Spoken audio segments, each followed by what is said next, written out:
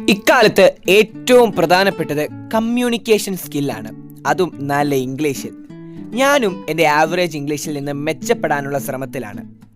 ഓസ്ട്രേലിയക്കാരി Emma, USA-യിൽ നിന്ന് Vanessa, UK-യിൽ നിന്നുമുള്ള Lucy, ഇവരെയാണ് പുതിയ ഇഡിയംസും യൂസേജസും പ്രാക്ടീസ് ചെയ്യാൻ ഞാൻ ആശ്രയിക്കുന്നത്.